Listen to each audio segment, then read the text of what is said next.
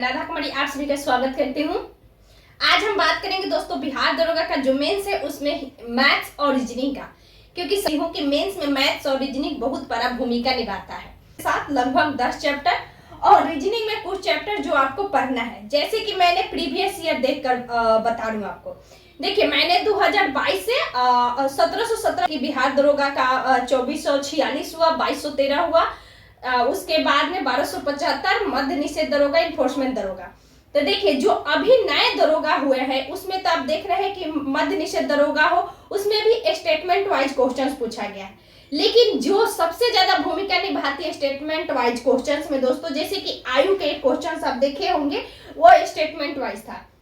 साथ में जो प्रतिशत है दोस्तों, प्रतिशत का और लाभ हानि का, यानी आयु संबंधित संख्याओं यानी एज, परसेंटेज, लाभ और हानि, ये तीन तो आप देख ही रहे होंगे, सभी में लगभग परसेंटेज इंक्लूड रहता है। उसके बाद दोस्तों एक होता है एपीजीपी, से क्वेश्चन पूछा गया है दो बार, दो एग्जाम में, ठीक है। अगले दोस्तों आयु बता दी, घन को काटा गया, घन कर दिया गया और उसको काट दिया जाता है। तो ये भी आप रीजनिंग में देखिएगा, मैथ्स में भी एक घन शब्द है, उसमें ऐसे रीजनिंग में ही जाएगा, घन को काट दिया जाता है। अगले दोस्तों गुणनखंड, जैसे कि आप 2213 में है गुणनखंड, 2446 में है गुणनखंड वाला। अगले है दोस्तों ये संख्याओं पर आधारित प्रश्न, ये सभी गुणनखंड हो, ये सभी संख्या में ही आ जाते हैं। जब आप नंबर सिस्टम पढ़िएगा उसमें ही ये इंक्लूड हो जाएंगे।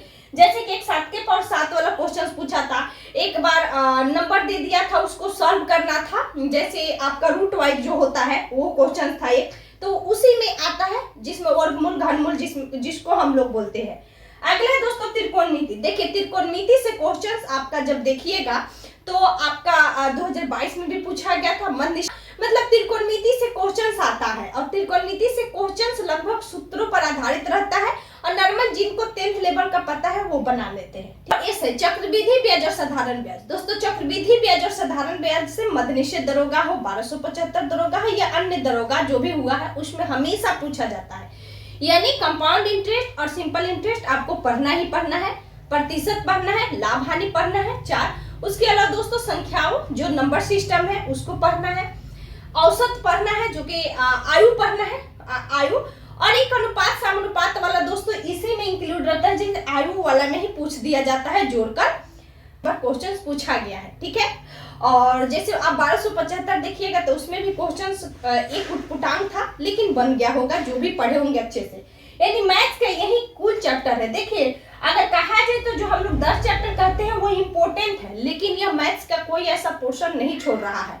अगर आप प्रीवियस ईयर बैठ के आप जब अध्ययन कीजिएगा, मैंने प्रीवियस ईयर मेरे पास किरण पब्लिकेशन का है, मैंने उसको देखा तो वाकई में सारे क्वेश्चंस को मैं जब लिखते गई तब मुझे पता चला। आप यहाँ देखिएगा मैंने ये क्वेश्चन सब टॉपिक इंक्लूड किया है सारे को कर।